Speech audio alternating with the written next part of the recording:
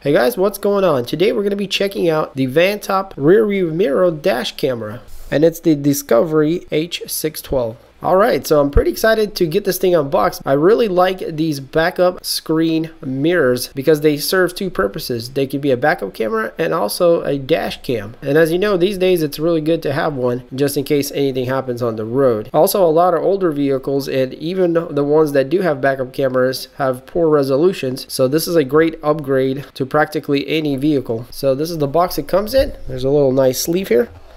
I love the black detail on the brand. We do have some marketing on the bottom. Very nice box and presentation. So it just pulls right up like that. Wow, very nice. And it's quite slim also. Feels really good quality. And it is quite large. You can see my hand. It goes quite wide, which is a good thing because you're going to have a really nice field of view. So there is a protector here right on the top. So let's not remove that right this second while we're handling it. So on the top we have our ports, GPS plug, our micro SD card slot, and you will need your own card, our AV plug, and this is where we're going to plug in our backup camera, and a mini USB plug for power. And on the back of that we have a reset hole, logo here. There are 4 anchor points and they're rubber. And so this is going to sit right in front of your mirror, and you're going to anchor it with rubber straps around it. On the very bottom we have a speaker grill, a button, turn it on and off, and a mic hole. And to the left side, if we're looking at it this way, there is our front facing camera. There's a protector in front. And what's cool about this thing is it pivots. So you can move it kind of side to side a bit if you needed to angle it just right. So it goes up and down and side to side. So that's kind of nice. Because it's off to the side, you can adjust it a bit to point where you want it to. Or if it's pointing too high, you can lower it down or vice versa. So that's a nice detail. But yeah, overall it looks very well built and very sturdy. Let's go ahead and peel this front protector. And you guys can see that the mirror part of it works very well. And that's the great thing about this thing is that it's dual purpose. You can use it digitally or kind of like a normal mirror, but it is going to be a bit darkened, so it might not work as good as a normal mirror. Alright, so let's see what else we got in the box. It's quite a few things in here. So the first thing here, we have the 2 straps, the rubber straps that stretch around your existing mirror and hold this digital mirror to it. We got the external backup camera with a very long wire, so this could easily reach to where you need it in the back, even if you have a longer vehicle. This is our plug for the AUX on top of the mirror. And then here we have a red wire where we can activate the automatic reverse backup camera. So let's say you were using this for front facing, you can make it with this wire where it goes to the back camera every time you put in reverse. But I think most people like myself will probably just leave it on reverse, so this wire is not necessarily needed to be installed. So we also have the power cable, which plugs in into a regular 12-volt socket. We have quite a bit of wire here, so it shouldn't be a problem, and our plug to the camera. We get a couple stickers for mounting the rear view camera. So it comes with screws and a double-sided tape sticker. And also this model includes the GPS, which is its own separate unit that plugs into the mirror. We also get a little cleaning cloth and a tool to remove some trims in the car as you do installations. And also we get a company card to contact them and the user manual of how to set it all up and use the backup camera. Alright, so the way it all goes together is quite simple. The GPS will plug in into the GPS port and the backup camera will plug in into the AV port. And then we have our power cable, which will plug in here. And obviously if you want to record the dash cam feature, you have to install an SD card. So yeah, you can see that there's quite a few wires to route and install. So this is definitely the bigger part of the job. So for the next part, I'm going to install it into a vehicle that actually does have a backup camera, but it's gone so bad, almost unusable. So this mirror here is going to do both things, backup camera and also a dash camera. Alright, so we are in the car and the mirror is installed, and what you're looking at is the front and the rear together on one screen. So I'm going to show you guys in a second how I did the installation. I did a pretty quick job, and we are in a Toyota Prius. The screen here is terrible and it's kind of hard to show you, but right now we're in the shade, but whenever it's the sun and it's shining on it, you can't see nothing. So this is going to be a huge upgrade for this car. So we can see a little bit of glare there because we do have quite a bright sunlight coming through the back. Also over there, guys, you can see where I installed the rear camera. I decided to do it on the inside instead of the outside because it was easier, and plus there's quite a big an advantage for doing that. But back to the mirror here, let's go ahead and try out normal mirror mode. So there's a button under here, and when we push it,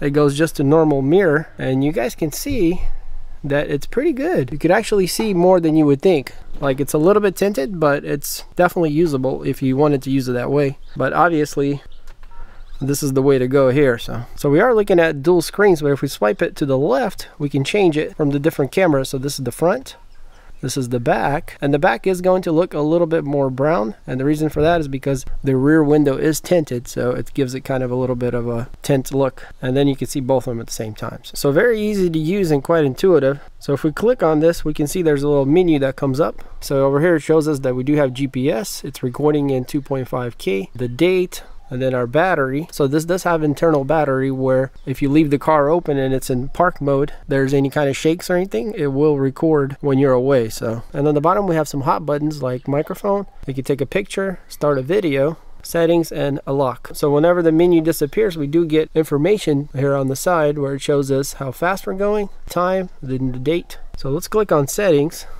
If we do that, we can see we got a whole bunch of settings we can play with. We got loop recording, time-lapse mode, audio, driving mode, how sensitive the G sensor is. So if there's an accident, it's going to record and lock those files. Then parking mode, same thing. You can adjust the sensitivity of that. License, sleep mode, encoder. So you can choose that between 264 or 265. 265 is going to be more efficient, but a lot harder to play on the computer. So I'm going to change that to 264 just for editing purposes. And then our frequency response is 60. So you can put it in USB mode, and then the computer will be able to connect straight to this, so you can read the files off of that if you wanted to do it that way. Here you can turn on the tapping sound if you don't want it to beep. The speaker volume, low, medium, or high. Stay on medium. You can turn the sound on and off right here. Streaming media, not sure what that is. Then we have languages here, and we got quite a few. And this is where we're going to set our time and date if we need to. And this is where we can format the SD card, which I already did, and I installed a 32 gig in here. Factory reset, AI speech recognition. So if you want to talk to this thing, you can. Here's all the speech that it recognizes.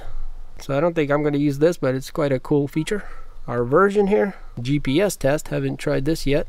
So it looks like our GPS is connected and everything is good. Time zone, speed calibration. If you want to adjust, if the speed is not completely right, you can calibrate it here. And here we have the units, which we just changed to miles per hour. So yeah, these are all the settings, quite straightforward. So if we go back, we can see it's in miles per hour now. So yeah guys, as you can see, this is a pretty neat and really cool accessory for a rear view mirror. Not only can we see everything front and back, but we also have a dash cam. So the mirror just connects with these rubber stretchy things around, and it fit pretty good here. The lens is touching the mirror. The whole thing is shifted this way just a bit, but it's not a big deal really. And the GPS, I just have it next to the mirror here on the front. Got a double-sided sticky tape there. Pretty good installation and turned out quite well. So I got the wires just going there and then to that trim. And then one's going to the power outlet and the other one's going all the way back to the camera over there. And the reason I decided to put it back here was not only was it easier to install, but I didn't want it to be on the outside. The only thing is I did have to leave this wire kind of long so it can open up. But the great thing about having the camera way back here compared to right on the back of the vehicle is that because we're farther back, we're actually able to see a lot more closer to the edges here. So you guys can't see, but I can look in the mirror over there and I can see myself just standing right here. So I'm literally only about a foot away from the car, maybe about 1.5 feet, and the camera can already see me. And the reason why is because it is pushed back more, so it's able to see closer to the vehicle, if that makes sense. And it's not really a bad look back here. You know, we do have this little cable here. It doesn't look all that great. Just from looking at it from the back like this, it's not really in the way, so not a big deal there. And I did use the double-sided tape to just stick it on the window. So yeah, quite a simple installation, and the wires just go inside the trims everywhere, all the way to the front. All right, so I got the car on. I'm going to put it in reverse,